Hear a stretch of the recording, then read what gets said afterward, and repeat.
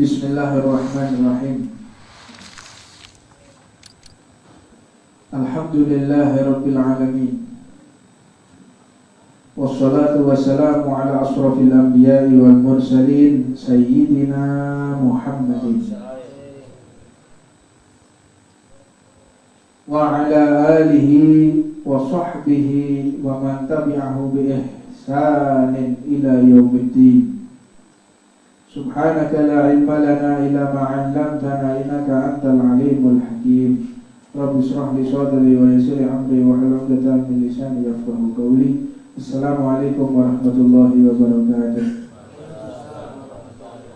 Alhamdulillah, nikmat yang Allah berikan kepada kita berupa mengingat kepada Allah. Tentunya seseorang yang mengingat kepada Allah akan diingat oleh Allah. Dan barang siapa yang sudah diingat oleh Allah, maka dia tidak akan pernah mengalami kesengsaraan dunia sampai akhirat. Dan sungguh beruntung jika seseorang mendapatkan perhatian dari Allah, dia akan mendapatkan kebahagiaan di dunia dan dia akan mendapatkan kebahagiaan di akhirat. Maka setiap permohonan kita, jangan sesekali kita cuma meminta harta dari Allah. Mintalah rasa syukur ini ditambahkan oleh Allah.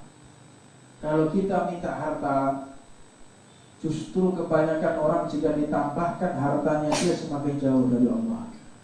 Semakin ditambahkan hartanya dia semakin rakus. Semakin ditambahkan hartanya semakin banyak fitnah, banyak ujian. Dulunya ada yang namanya sahabat, namanya Sa'labah. Sa'labah ini sahabatnya Rasulullah yang selalu kepingin kaya. Selalu kepingin kaya.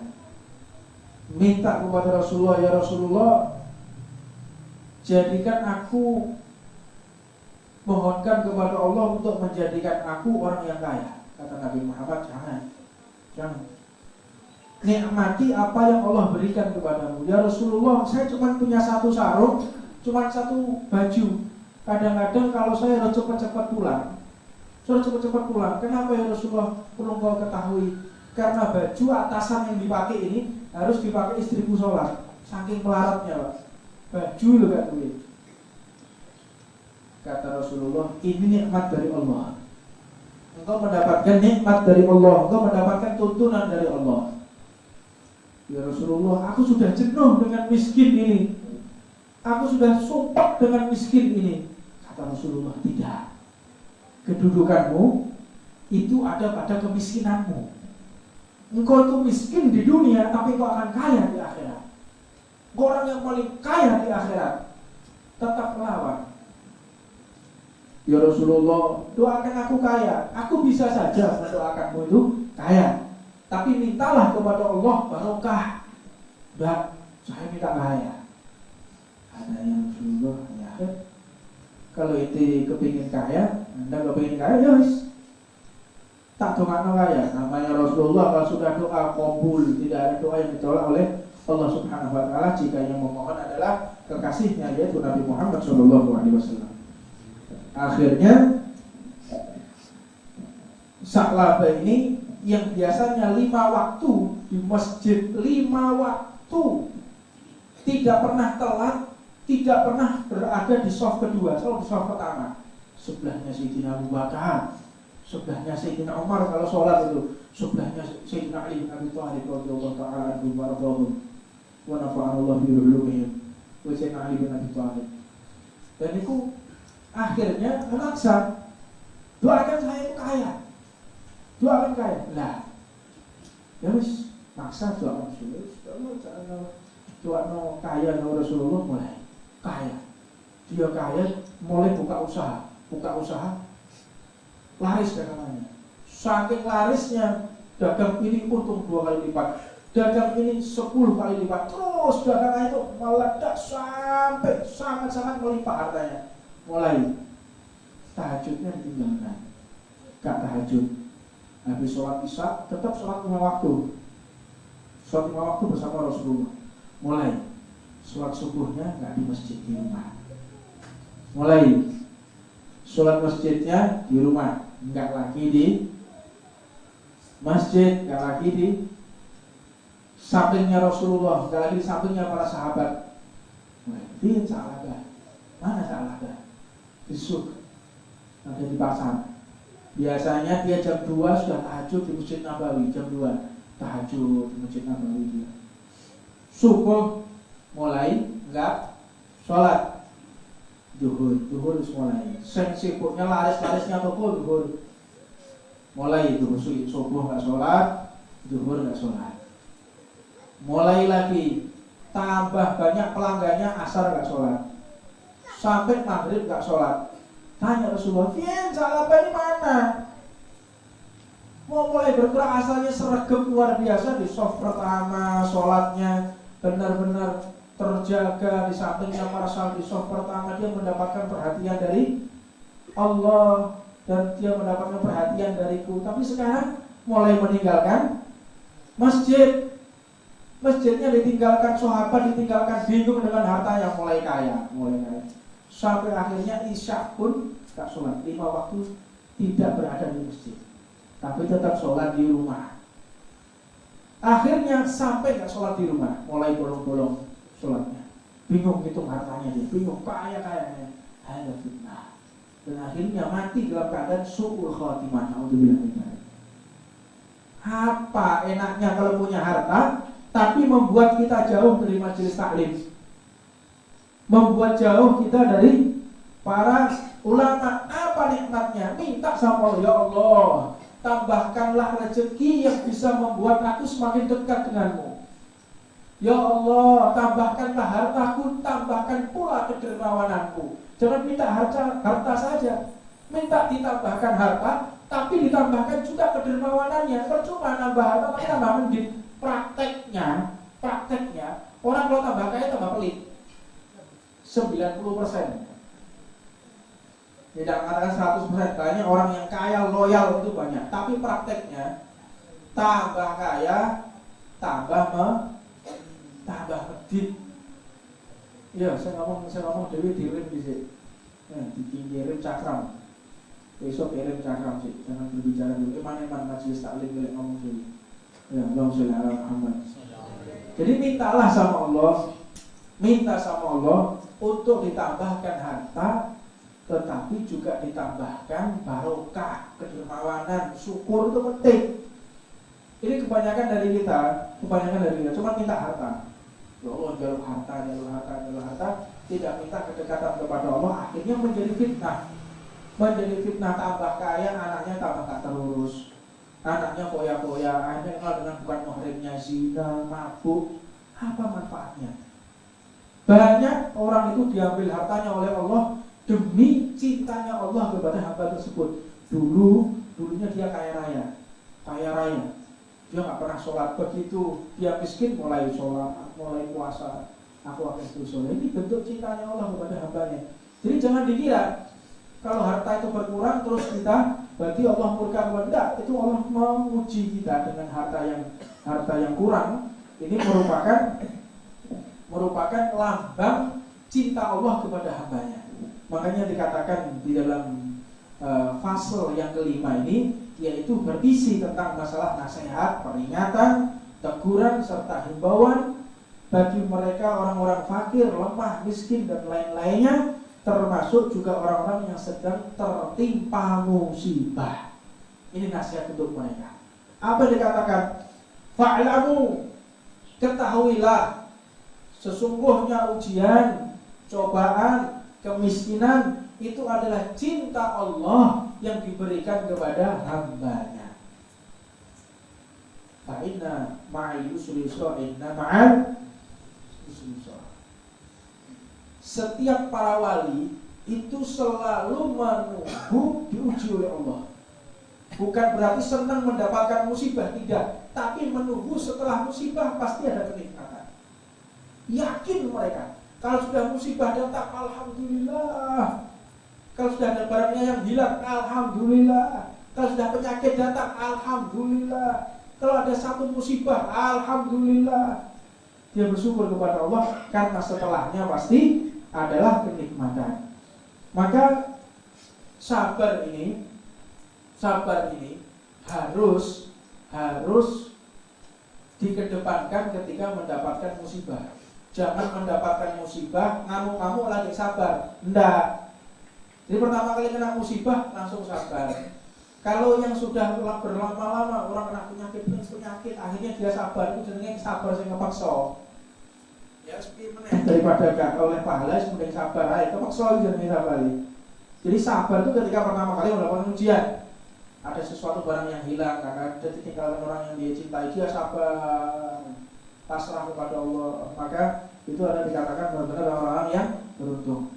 Sebagaimana Allah Subhanahu wa taala berfirman, وَلَنَبْلُوَنَّكُمْ بِشَيْءٍ مِّنْ خَوْفِ وَجُوعٍ وَنَقْصٍ مِّنْ أَمْوَالِ وَأَنفُسِ وَالثَّمَرَاتِ وَبَشِّرِ الصَّابِرِينَ. Allah Subhanahu wa taala mengatakan, dan sesungguhnya akan kami berikan cobaan kepada kalian, yang mana kalian akan mendapatkan sedikit qalil, benar-benar sedikit, yang sangat sedikit, yaitu berupa kelaparan, berupa ketakutan, berupa kekurangan harta, juga termasuk daripada kekurangan makanan pokok. Wa naqsin min awali wa anfusin wa thamarat, daripada buah-buahan. Yang maksud di sini adalah makanan pokok. Wa basyir sabirin, daripada, dan Allah akan memberikan kepada kita yang benar-benar sabar dengan kabar yang gembira. Inti kehidupan ini, inti daripada iman itu pada sabar. Makanya pemerintah itu tuh kartu sehat, terus kartu pintar, kartu apa nih? Kartu sabar. Ya. Kurang siji juga pemerintah ini. Udah kayak kartu sabar ya. Kudu sabar kalau mulai. Wa ulaika humul muhtadun, dan mereka itulah adalah orang-orang yang mendapatkan petunjuk dari Allah. Ini diriwayatkan bahwa seseorang yang telah mendapatkan hidayah atau petunjuk dari Allah, maka dia akan bisa melewati semua ujian yang Allah berikan kepada mereka. Wala nabluwannakum hatta na'lamal mujahidina minkum was-sabirina wala nabluwa akhbarakum, dan sesungguhnya kami benar-benar memberikan ujian agar kau tahu bagaimana orang-orang yang berjihad serta bersabar. Jadi jihad atau sabar itu sak level. Jihad, ada yang mengatakan sabar itu lebih utama daripada jihad. Dan dikatakan juga bahwa di antara kalian, kata Allah, harus menyatakan baik dan buruknya ihwal atau keadaan. Maknanya adalah seseorang harus benar-benar memilah dan memilih bagaimana ketika menghadapi ujian dari Allah, sabar atau tidak. Kalau orang sudah mau sabar, sudah yang mendapatkan ridho dari Allah Subhanahu wa taala. Tapi sabar ini adalah ujian yang paling sulit. Sabrun nisful iman. Sabar ini separuh daripada keimanan. Maka orang-orang yang mau sabar, dia akan mendapatkan pahala yang sungguh mulia. Makanya kenapa sih orang tua kita dulu, mbah-mbah ya awak-awak iki biyen dodolan itu permen diadai toples. Saya masih ingat ceritanya mbah saya, Habib Muhammad bin Alawi Ba'akil. Mudah-mudahan Allah memberikan cahaya kepada beliau. Beliau dulu itu setiap hari, hampir setiap hari itu potong kambing rotubah, yaitu seperti pesta. Setiap hari itu makan 15-20 orang sampai pada bingung. Muhammad bin Ali Ba'akil ini kira-kira apa usahanya? Usahanya apa dia? Jadi pengusaha apa? Setiap hari hampir motong kambing, makan pesta terus, nyate, gulai, terus berdino. Sampai akhirnya ada tamu dari Saudi. Beliau lihat apa jualannya beliau ini. Dan akhirnya mereka penasaran, apa usaha? Ternyata apa? punya meja kecil, cuma punya meja kecil, jualan Al-Quran, terus jualan Iqra, seperti Iqra tajwid begitu, terus jualan tasbih, dan tidak masuk akal. Dari cash flow, kalau kita berbicara ilmu ekonomi, cash flow, keluar masuknya uang itu nggak masuk akal, tapi bisa membuat pesta tiap hari. Apa? Ada barokah, ada barokah dan ada sabar. Sabar, gak tahu sabar, nggak ada ngeluh, itu nggak ada. Tapi yang saya heran lagi, rumah saya itu mulai tahu Optik Jaya sampai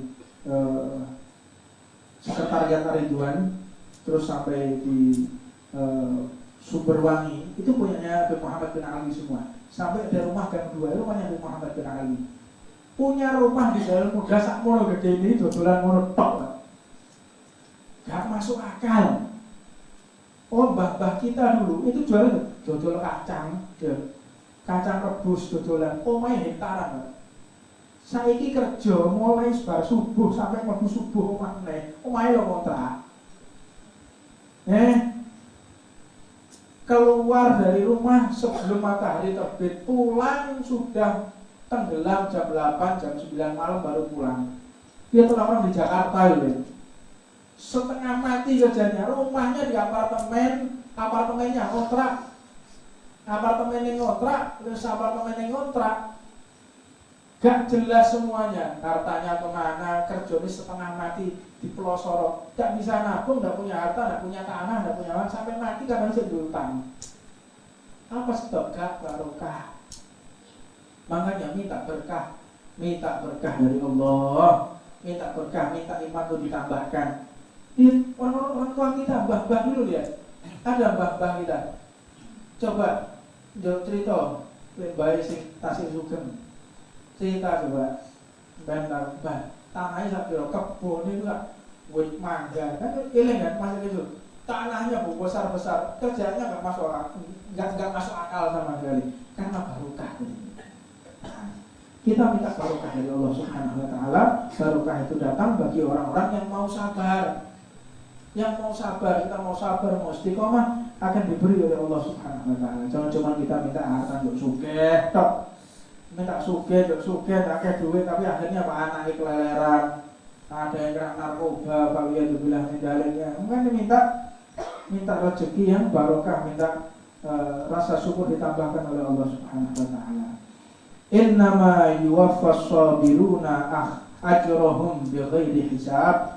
Sesungguhnya hanya orang-orang yang bersabar yang akan dicukupkan pahala tanpa batas.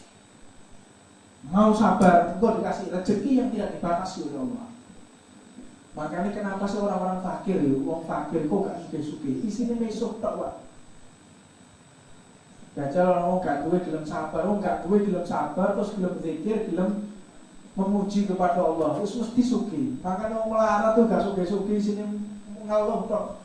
Awal wis tuwek, urip-urip suambak tok isine, mana gak suge-suge. Ojo sambat, tutup lisan. Jangan ngeluh. Biasakan orang itu jangan ngeluh. Orang Islam dididik oleh Rasulullah tidak ngeluh. Gak punya duit wis meneng, loro wis meneng. Kanjeng Nabi 3 hari 3 malam gak makan, diam. Diajari gak ngeluh, diajari jiwa militan. Mana agama Islamnya agama yang militan. Loyalitasnya luar biasa. Kita diajari untuk sabar. Karena jangan sekali kita mudah untuk mengatakan cerita kepada saudara kita, cerita aku ini awak iki lara kabeh, tak dilungguh suwi rematik, cerita rematik lho, cerita tanganku iki lara, sikilku iki lara, kok mlaku kok vertigo, cerita suambak tok isine. Ya. Isine suambak tok, makane gak iso sugih, makane gak iso tenang karena isine sabar, ojo sabar, biasakan. Jangan ngeluh. Diam. Karena sirnya hidup itu jika tidak mengeluh. Nah, satu cerita, ada salah satu ulama itu kakinya ada tulang menonjol di kakinya. Itu kalau dipegang rasanya kayak kesetrum badannya. Dipaksa mau dipijat sama orang. Ya. Jalan aja nggak bisa. Kalau buat nyentuh tanah, karena kakinya ini ada tulang menonjol dan sarafnya di situ, jadi respon sekali sarafnya. Kalau dipegang, dipukul gini aja, sudah rasanya sudah nyeri sekali. Dulu itu kalau jalan pakai tongkat, ada ditarik, daerah tarik, jalan. Sama anak Indonesia di Lungguh mah.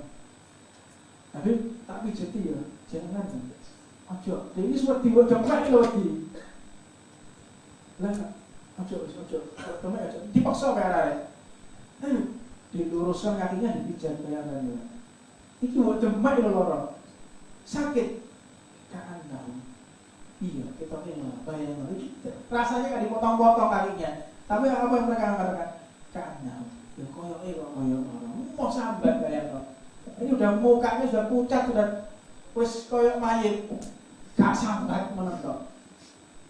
Jadi sirnya kehidupan, barokahnya hidupan kita mau sabar dan kita sturhal, nutup keadaan kekurangan kita, nutup kesusahan kita, nutup kesengsaraan kita, tutup. Biar kita dan Allah yang tahu. Biar kita dan Allah yang tahu. Makanya Sayyidina Abu Bakar As-Siddiq, Sayyidina Abu Bakar As-Siddiq radhiyallahu taala anhu, ketika beliau sakit yang sangat parah. Ketika sakit yang sangat parah, ditanya, wahai Khalifah Abu Bakar As-Siddiq, mintalah engkau sembuh, minta sembuh kepada Allah. Jawab beliau, tidak, saya tidak mau minta sembuh. Kenapa? Saya malu kepada Allah. Sekian lama saya diberi kesembuhan oleh Allah, masa sakit ini saya mau ngeluh. Itu orang yang tahu diri. Orang yang tahu diri tak bakal sambat sama Allah. Pilih mana kira-kira, hidup pas-pasan di Indonesia atau hidup sejahtera di Suriah? Pilih. Mau kondisi kita seperti Suriah, kalau dia kebilah menjadi dibom, tembaki, kita masih enak ya ikhwan. Makanya syukur. Saya sering kali ngomong di Indonesia ini. Kenapa saya katakan mengerikan? Karena di Indonesia ini banyak orang yang nggak bersyukur, lalai. Lihat air 24 jam ada, saya berulang kali menceritakannya. 24 jam air itu ada. Pakaian kita bisa gonta-ganti, tapi masih aja ngeluh sahabat. Di sini sahabat toh. Kalau kita mau sabar dan kita mau menutup daripada kekurangan kita, maka Allah akan lebih memperhatikan kita semuanya. Makanya tutup, jangan sampai kita menjadi orang yang suka mengeluh. Man yuridillahi bi khairan yusib minhu. Dan siapa yang dikehendaki kebaikan oleh Allah, maka Allah Subhanahu wa taala akan mengujinya. Ujian ini untuk mengangkat derajat kita kepada Allah Subhanahu wa taala. Ibadah untuk menjaga amal pahala. Jadi perhatikan, kita ingin ibarat begini, untuk memudahkan kita melogikakan sesuatu. Kita punya peternakan kambing. Jumlah kambingnya 10. Kalau kita ibadah, berarti kita telah membuat pagar yang lebih bagus. Tapi tidak menambahkan kambingnya tadi. Kambingnya tetap jumlahnya 10. Kambing tetap jumlahnya 10, tapi menggunakan ketika kita ibadah, maka pagarnya tadi ditambah. Tambah bagus pagarnya, tambah tinggi, dindingnya tambah bagus, tambah tebal. Itu ketika ibadah. Tapi tatkala Allah memuji hambanya, jumlah kambing tadi ditambahkan. Jadi ibadah untuk menjaga iman, tapi untuk menambah kedudukan, yaitu datangnya dengan ujian. Makanya tidak ada satupun wali yang tidak diuji oleh Allah. Dan semua manusia pasti diuji oleh Allah Subhanahu wa taala. An-nasu bala'an, al-anbiya fal-amthal thummal amthal. Semua manusia itu diuji oleh Allah tergantung kedudukannya masing-masing. Makanya tidak ada ujian yang lebih tinggi daripada ujian baginda Nabi Muhammad sallallahu alaihi wasallam. Lihat Rasulullah miskin, kasihan. Pada usia 2 bulan wafat ayahandanya. 2 bulan lahir dalam keadaan yatim sendirian. Pada masyarakat jahiliyah, minuman keras ada di mana-mana, perbudakan ada di mana-mana, adat budaya sangat gak karuan. Beliau sendirian. Usia 6 tahun ditinggal oleh ibunya yatim sendirian Rasulullah. Akhirnya diambil oleh kakeknya. Oleh kakeknya bukan dimanjakan, tapi disuruh mengambil makanan, mengembala. Umur 6 tahun. Makanya Rasulullah itu ummi, tidak bisa membaca, tidak bisa menulis, gak sekolah Nabi Muhammad itu. Mulai kecil sudah mengembala kambing, ambil rumput sampai tangannya banyak yang sobek. Ketika rumputnya itu tajam-tajam rumput sana, ngembala kambing. Tapi itulah Allah ketika ingin mengangkat derajat hamba. Allah menguji, diajari oleh Allah, gembala kambing dulu baru mengembala manusia. Dipersiapkan oleh Allah untuk memimpin umat manusia. Allah itu kalau sudah benar-benar menguji hambanya mulai kecil, dimusuhi, dia mulai kecil hidupnya sengsara, dia adalah orang yang dipersiapkan untuk memimpin umat manusia. Itu ciri khasnya begitu.